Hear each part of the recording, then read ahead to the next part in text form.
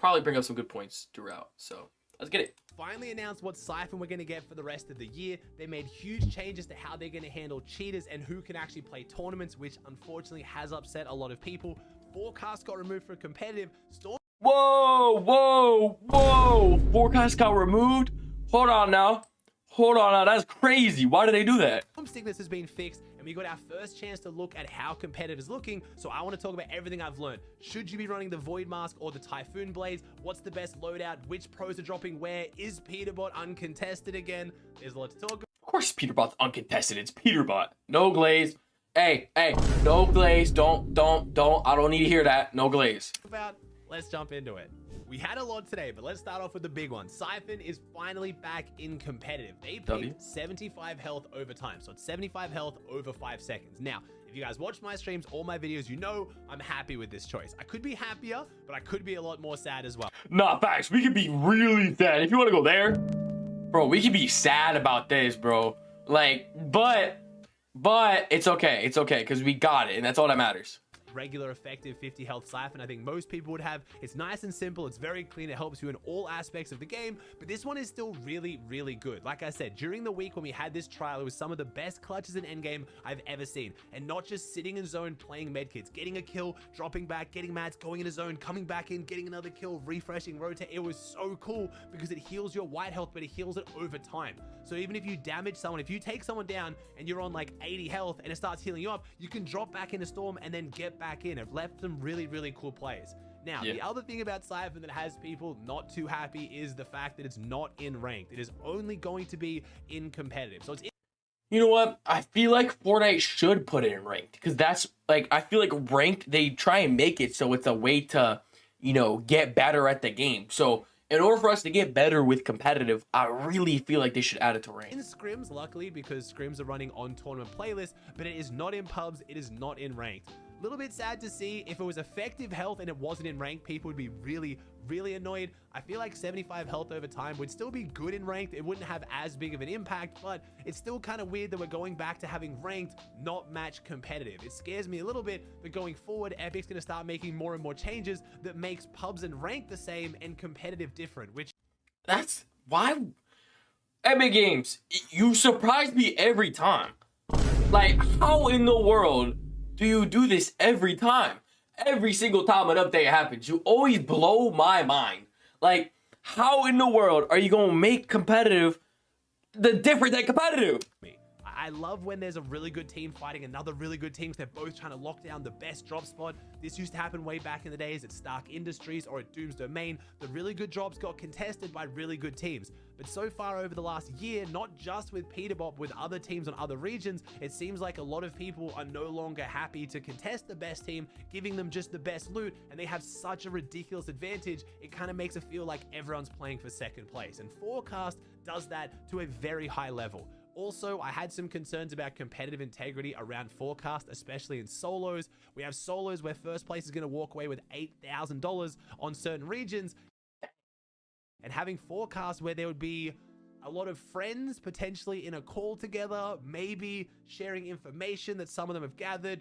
You know where I'm going with this. And yes, it sucks that I have to look forward to changes because I think that people might cheat, but it's just the reality of online tournaments, and I will talk about what Fortnite's doing about cheaters in a second, but I am happy with Forecast being removed. Now, another thing that got added that I'm very happy about is Storm Sickness. Storm Sickness was turned off at the start of this season.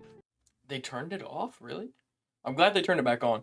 The really bad thing about not having Storm Sickness is the fact that people are just going to carry like 10 medkits at endgame, and that's just like a guaranteed win. So having Storm Sickness, I think, is one of the best updates. You've probably seen Crave. If you haven't, he's a guy who loves doing his heal offs, and he's been winning ranked match after ranked match, just playing heal off in Storm for the entire game and never dying. A lot of us. That's stupid. Sorry, I didn't mean to say it like that, but I mean, I'm not wrong. His heal off is probably the worst it's ever been. Why would you take out Storm Sickness? Turns out it was a bug. Storm Sickness was on the whole time, but courtesy to the people at Assyrian, they checked the game files, and there appeared to be a bug with how the damage was being counted up, so it didn't know when for it to activate. But it was still in the game. They fixed it. It now activates. Storm Sickness is back. Hopefully that helps with the heal offs. We are probably still going to have heal offs this season. Medkits are still the same way they've always been, so you can use them out heal 10 ticks. We have these new, like, you know, No, W Epic Games though, because I will say that it can be scary at times when something like that. I mean, that is game breaking. Like having Storm Surge not work is literally like game breaking, just because of how different the game's going to run as soon as it's turned off. Obviously, because as you heard, this person is just doing heal lofts and winning every single match, which really shouldn't not be happening at all. Sprites that heal you, that probably won't help either. One thing that might help with the heal offs is just how absurdly broken these assault rifles and SMGs are. If you've played any True, SMGs are really good right now. The same thing goes for pros in tournaments, even more so. When you've got 3 of the best players in the world with these assault rifles aimed at you, you take a lot of damage. Again, I'll talk later in the video about the meta and what I picked up today from watching all the pro scrims. The last thing I want to talk about before that is the big step Fortnite just took towards getting rid of cheaters in tournaments and why it has upset some people. So we now have a new requirement to play in cash money tournaments. If you want to play in a tournament for money, you have to have played in at least 14 events in the... This is amazing. So as I'm going to read it right now, we have a new additional requirements for Chapter 6 Season 1 events, require level 300, level 50. This makes sense because there's no reason to where you shouldn't be below level 350 through your entire account. There's no reason of that. You shouldn't even be playing tournaments in the first place if you're not level 350. That's just how it is. You're not going to be able to do that. Additionally, it says to compete in the performance evaluation tournaments, FNCS Trials, FNCS Divisional Cups, FNCS Majors 1, and Solo Catch Cups, players must have participated in at least 14 different tournaments within 180 days. This makes sense. They want good players in tournaments, chat. That's just how it is. They want good players. If you don't meet the requirements, please feel free to participate in events like Rank Cups, OG Cups, which will contribute to the 14 tournaments needed. So, look, this is the best thing ever. I can't see a single problem with this. Why? Because 100, that's a lot of tournaments. In 180 days, there's a lot of tournaments. If you don't run 14 of those tournaments, there's no reason where you should be able to do that. Because you're not going to be good enough against other players, because most players are really consistently good. But this is good for Epic Games because a lot of times a lot of people don't meet these requirements when they cheat. The last 180 days. So you have to have competed in at least 14 tournaments in the last half a year if you want to play a tournament for money. Now, I saw quite a few people complaining about this, which confused me. I get it. It might be frustrating if you've taken a really long break and you've just come back to competitive and you want to play tournaments, but you can still play the ranked cups without this requirement. That's how you can play the tournaments to then be able to play for money. You can also play the OG cups, which is starting in like a week. And chat, should I play those OG cups? Let me know. More than likely, we'll probably spectate some of them, but I'll definitely play like in OG itself. Each rank cup on a different region counts towards the 14 events. So if you just queue up the rank cups on like 2 or 3 regions, a few days this week and like once next week, you'll be able to play in the tournaments for money. It's not that much to ask. I know it's frustrating. I'm sure Fortnite doesn't want to do this, but it will do a massive job of curbing the cheaters in... I need to know who is mad about this, because there's genuinely no reason to be mad about it. It should be better for you. If you're mad, you're cheating. That's how it is. If you are mad about this change, you are cheating. There's nothing more to it. You are mad, then you are cheating. Because it's so easy to do this. Right now. It means that if a cheater gets banned and they have to just go and buy a new account, which is what a lot of them do, they now have to get another account that's played at least 14 events, which is going to be way harder to do. And then Fortnite bans that one, and on and on. It's way harder for cheaters to get away with cheating now, because once they get banned, they can't just jump on a fresh account. So as frustrating as this might be for players coming back to the game after a while, all it takes is a week of playing ranked tournaments, which honestly, if you've taken that long of a break, it's probably good to play some of the lesser tournaments. This is what I'm saying. Like, you warm back into the game by playing some of these tournaments, and in 2 weeks, you warmed yourself back up to get the muscle memory. It's actually so beneficial. There's no reason to why you should hate this. Then jump into the big tournaments. Anyway, I think it's overall a great decision. On top of the changes to now ban people who are playing with cheaters for 28 days, making it so that tournaments have an entire day break between opens and finals to ban cheaters, and then now making it harder for cheaters to get on a new account. Fortnite is basically attacking the cheater problem from every angle, and it has me so excited. Amazing. We were talking a lot last season, or last chapter I should say, about how cheaters could potentially kill this game competitively. Fortnite's kicked off chapter 6 with multiple efforts to make it so much harder for cheaters. This is a big W. I know it's frustrating if you're one of the players who can't play. It's only frustrating if you're cheating. Events right now. Give it a couple weeks. You'll be in playing tournaments, hopefully not dying to cheaters every game, and you'll enjoy it a lot more.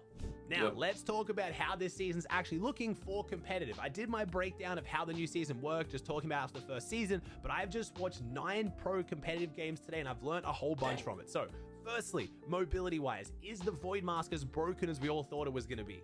Kind of, but actually not really. Most pros are choosing to run the new Typhoon Blade katanas for their movement. If you Okay, so this is a big reason they're doing this, and he's probably gonna explain it, but you have more control with this blade. Also, additionally, you go farther if you do the EJ lad trick.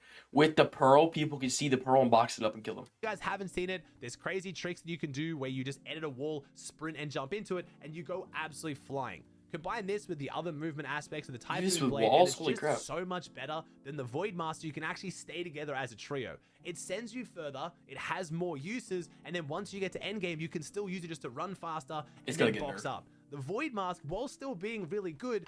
Okay, I don't know if it's actually going to get nerfed. I say that just because every single time something OP happens, Epic Games fixes it. It's very, very hard to stick together as a trio, especially I hope they keep it the same, though. Doing it. And a lot of the aspects of using the mask when you're versing better players is a lot worse. It's a lot riskier. If you shoot the orb, for example, and you can't see where you're going to land, quite often you can just land in someone's box, or what a lot of pros are doing is once they're front side, they'll see where the rift is where you're going to land, they'll pre-fire and aim on it. As soon as you drop in, they just absolutely beam you. So not only is it really difficult to stick together as a trio, it's also just really, really risky to use, where the Typhoon Blade is so much easier and so much safer. It's also easier for most of the POIs to get the 3 Typhoon Blades than it is the 3 Void Masks. Now in solos competitive, I feel like the Void Mask will still be the strongest. The Blade will be really, really good as well, but when you don't have to stick to your teammates, and when even if you use the the mask and all of a sudden there's someone watching you, only having 1 player look at you compared to 3, a lot of those risks and negatives aren't as bad in solos. So both items are looking very strong, and a lot of people, I feel like they still have the same effect though. Like people, especially in solos, if you rotate first with the Oni mask, it's gonna destroy you. are actually asking for the Typhoon Blade to be nerfed. There was a bug you could do with it where you could actually fly across the map basically infinitely, and it looks like Fortnite has patched that, but they've left He is literally flying in the regular sprint jump movement. So I don't know whether they're going to nerf this. It does look like it's functioning probably a little bit differently to how Fortnite wanted. I don't think they wanted players flying across the map at 200 miles an hour and taking no fall damage, but there's a good chance they leave them in the way they are. So if you aren't good with the Typhoon Blade, I would start practicing it for trios, because almost every pro is running this, not the Void Mask. Next up, I already talked about a little bit earlier in the video, the assault rifles. As you can expect, when you have hit scan and you have scoped weapons with no bloom, no recoil basically, you are getting fried. The amount of people who are just getting absolutely beamed, especially now that it's in trios, you have 3 of the best players in the world all aiming down their sights at you. It is a nightmare. People are getting deleted. Love hit there scan. are quite a lot of meds around the map right now with fishing.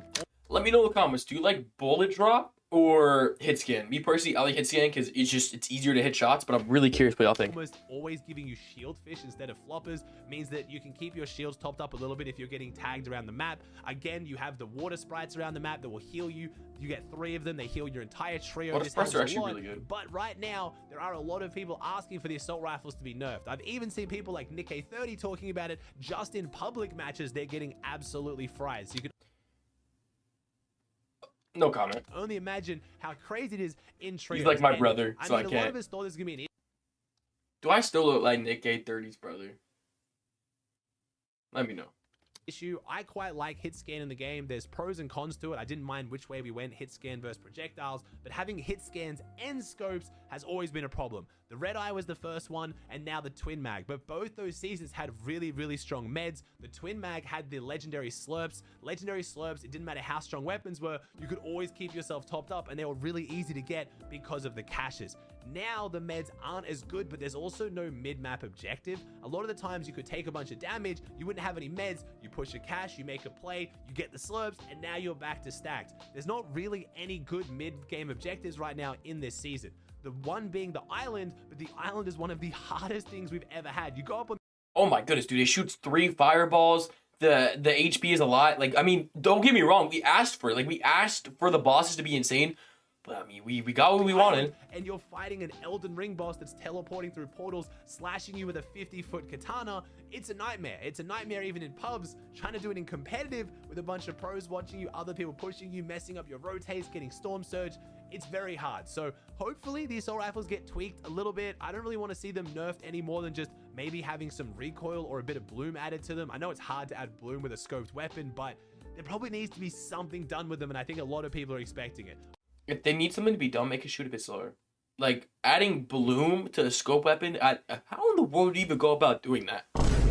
How do you add bloom to a scope weapon? I think it's just insane because hit scan is better. Like bullet drop just sucks. Like if we go back to bullet drop, it's just gonna be awful. Where it's just I feel like the gameplay is gonna look a lot worse. Hit scan, yes, it's OP right now, but it's just because the weapons are insanely good. The scoped weapons are always good hit scan. So instead, I think they just make the bullets maybe shoot a bit slower. I'm still really enjoying this season. I'm still really enjoying watching it, but that's probably my If they change it, I really hope they don't change it though, because it's just so fun right now. biggest negative right now for the season, at least competitively. Now, we also got a chance to look at the drop spots. What are the best drops? Where are the pros going? And I know what you want to know. Where is Peterbot going? I watched the NA scrims. I didn't get a chance to watch EU. Who's asking that? Blaze. But I'm excited during the eval cup this Kidding. day to I kind of want to know too. see where the EU pros are going as well. I'll be live all day for that. Twitch.tv/AussieAntics, watching EU and NA eval cups if you want to swing by. But Peterbot has claimed his drop spot, and it's brutal boxcars, which doesn't sound that crazy. I know we're used to seeing Peterbot always drop at the best POI. Like I said, because there's no crazy medallion this season, because there's no forecasts anymore, there's not really one POI that's the best POI. So this is where Peterbot's landing. This is 1, 2, 3, 4, 5, 6, 7, 8, 9, 10, 11, 12, 13 different chests in this area. Looks like there's a lot of metal here. Honestly, this is a pretty stacked spot as it looks like. And if they rotate this way, I guess they can get more loot. Either though maybe there's going to be a team up here that's going to rotate in, have that high ground. So honestly, the biggest worry they're going to have to worry about is high ground. But more than likely, what they're going to do is they'll probably rotate to something that's like mythic, if that makes sense. Like a mythic area.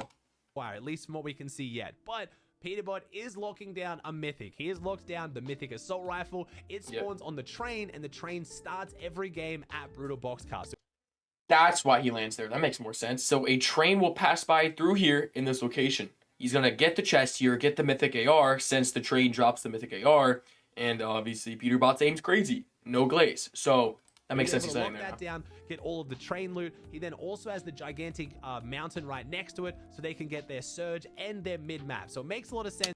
Oh, I didn't even think about that. You can get surge on here. So you go on top box up here and just get surge everywhere with the mythic AR. Didn't even think of that. That's yeah, there's no way Peterbot's not winning. It is a very strong drop spot. It was even stronger when the forecast towers were in and Peterbot was claiming one of them. The forecast tower has been removed and they're still going there, at least for now. They might change their mind. I think everyone's still trying to figure out this season, but for now, Peterbot's going there and it's working really well. They dropped 20 kills in a single game with the win today in pro scrims, so that trio is looking as dominant as ever. If they have another crazy game, I might even VOD review one of their games for my main channel to break down how they're playing the season. We have Booga, Threats, and Reed uncontested at the Seaport City. Oh, wow. So this is really important to see. So Pollo, Bolt, and Rapid get their own spot. We see Booga in his own spot and Penn in his own spot. A lot of people aren't contested except for Bucky. Bucky's always contested, and so is Clicks. That's just absolutely normal to see. And Kanada's not contested. So for the most part, a lot of the big people aren't getting contested. Batman Booga's getting contested. So is Peterbot, as it looks. But we'll see what happens, honestly. Definitely crazy to see Clicks and Bucky. I've never seen them not contested, though. I've literally never seen them not contested. So I wonder how different it'd be if they weren't contested.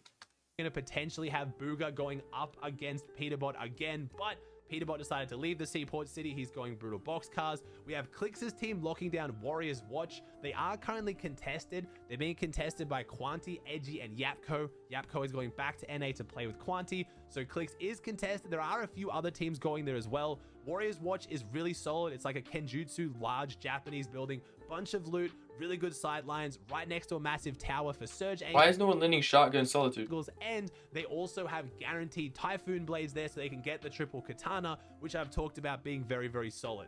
Some of the other notable contests, we have Bucky going up against Day's team. If you guys watch the scrims, it was quite funny. Bucky is actually extremely bravely trying to lock down Canyon Crossing, which is the POI next to the mountain, and then also trying to take the mountain, which has the gigantic cavern beneath it with all the loot.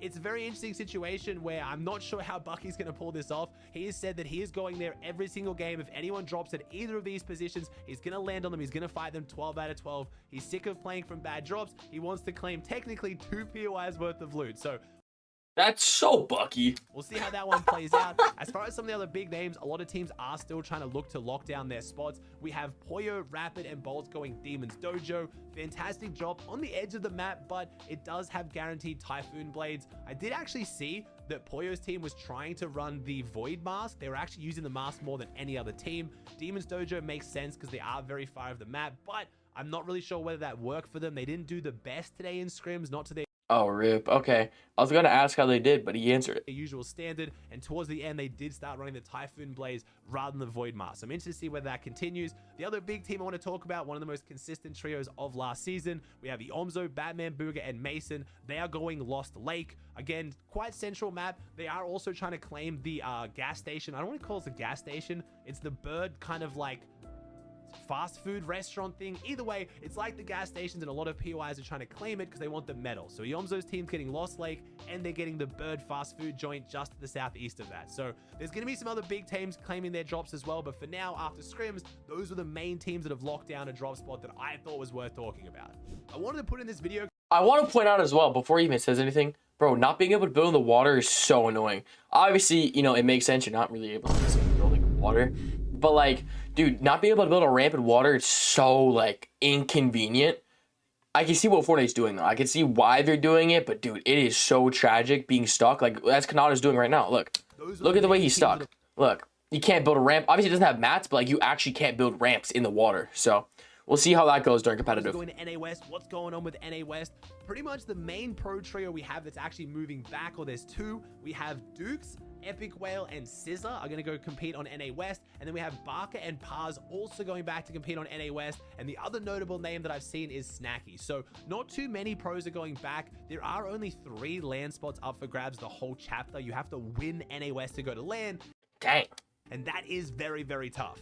Outside of having to win to qualify for LAN, though, the prize money is really solid. The Cash Cup prize pools is honestly more than what I was expecting for how many players I think will play on NA West. One of the main things I hope you'll talk about for the NA West prize pool being higher is, oh, a bunch of central players are going to play it, so it makes sense. And that did make sense until you look at the start times of tournaments, and for whatever reason, NA Central and NA West are actually overlapping each other, which is really unfortunate for both NA West and NA Central players. One of the best things about the multiple NA regions was the cross-region tournaments for Cash Cups. You guys might argue that's not a good thing. People should only be able to play one region. They should be locked in on that No, they shouldn't. region, but I've always enjoyed it for the content. I've always thought if someone can beat someone else on considerably higher ping, they deserve the money, but for 100%. That is base as can be. Why would you be mad of more Fortnite content for one, but for more so, like, it would almost seem like you're mad because your favorite pro is dying to someone on 100 ping. For whatever reason, Fortnite has decided to make both tournaments overlap by a whole hour. So it's going to be really, really hard for Central players to do well on West and vice versa. So for the NA players who thought they were going to try their hands at both, they kind of really have to pick one main region, at least for the Cash Cups. You can maybe qualify if you start late. I'm sure some of them will, but it's going to be a little bit harder than what it used to when NA East and NA West would finish and start at the exact same time. I mean, fair enough. I can almost see why, obviously, NA Central and NA West are overlapping. And the big reason is because of how, I mean, there's not that much of a ping difference. So for them doing this, it makes sense. They don't want, you know, let's say Peterbot to get 2 first places and take all the money, because obviously there's just, it could be a little different. So I can see why they're doing it. It is a little bit crazy, though, I can't lie. It would be cool to see multiple type of FNCSs, not FNCS, being able to see like the same pro play NA Central and NA West. But I mean, it's still cool nonetheless. Like, it's still, I'm not mad about it. Obviously, I think there's no issue to it, and I like the fact personally of being able to play, like, watch pros play multiple tournaments on different servers, and instead, you know, have them not locked in. I don't like that they're locked in. I don't know why that is. I don't know why they do that, or why they think they should do that. I think what they have right now is good. So, big W's that they do that.